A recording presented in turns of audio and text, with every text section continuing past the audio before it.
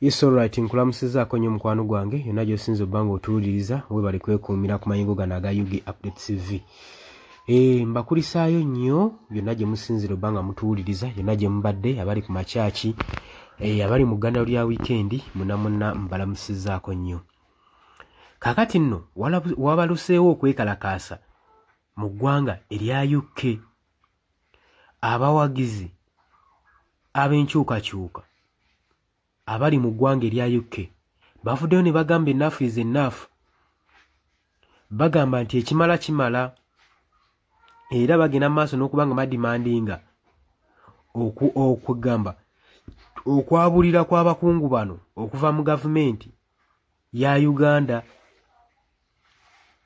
nga April 26 2025 abawagizi okuva mu Uganda National Unity Platform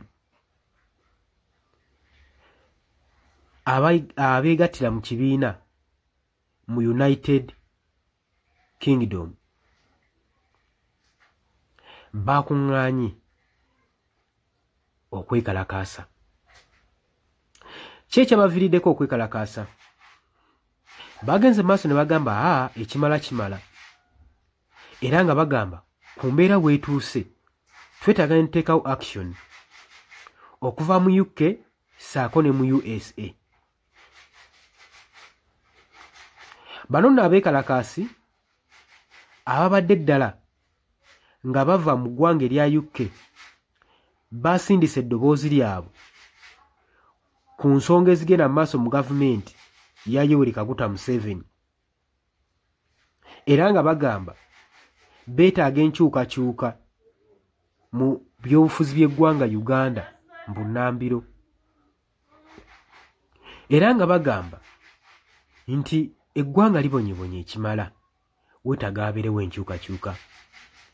Abeekalakaasi bano no babadde ne dimandi ez'enjawulo era nga nnyingi nnyo era nga nesooka ku main nga beetaaga sipiika wa Parliament Anita Among abeere nga resigninga ayabulira alekulire.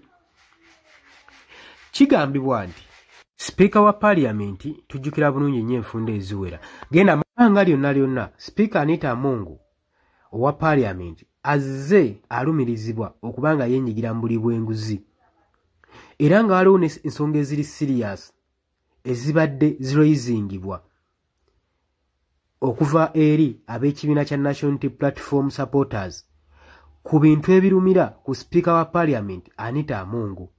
Tujjukira bulungi nnyo si gwe mulungi ogusoose okubanga okwekalakaasa kugenda mu maaso mu Uganda ne mu bitundu ebirala nga badimandinga okulekulira kwa sipiika wa Parliament Anita Among.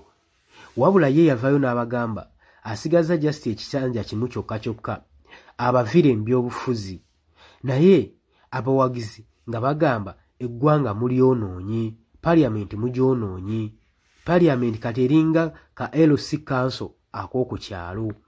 Era abawagizi bano okusinziira ku kwekalakaasa kwabwe ne ku dimandi zaabwe beekalakaasizza nga basitudde zibbaana ne chattered slogans nga bagamba sipiika Anita Among alina okusteppinga down era ne gavumenti erina okubeera transparent era erina okubeerako accountable. Mu kwongerayo bagenze mu maaso nga babanja okulekulira kwa sipiika Anita Among era ne bagenda mu maaso n'okuba nga bakowoola okureleasinga ku political prisoners abali mu Uganda abadetainingirwa abali mu jailo ne ssaawa za kakati.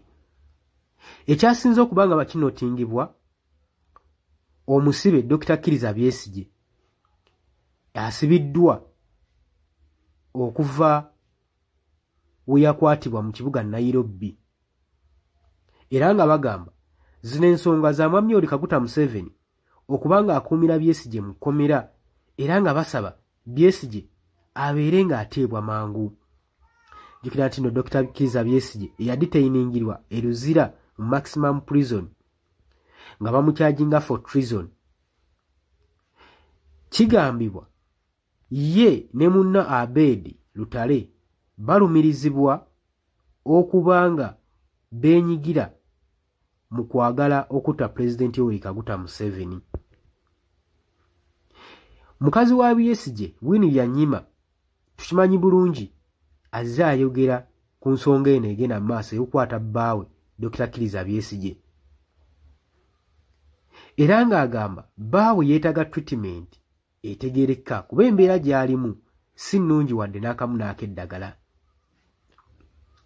Era abeekalakasi bano mu UK bavuddeyo ne bakoowoola for justice. Era nga bagamba nti kutyoboola eddembe ly'ebyobufuzi mu ggwanga lya Uganda birina okuba nga bikomekkerezebwa.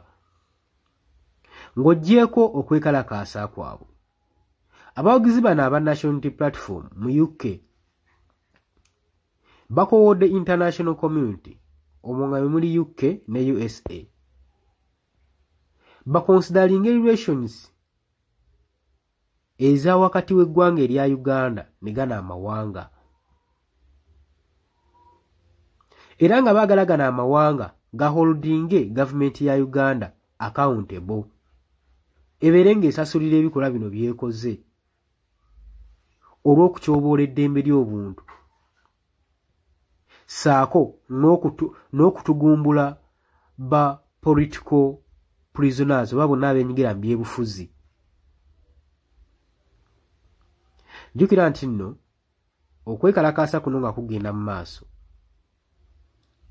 kuyina ebyenjawulo ne message yisindika eri gavumenti ya Uganda.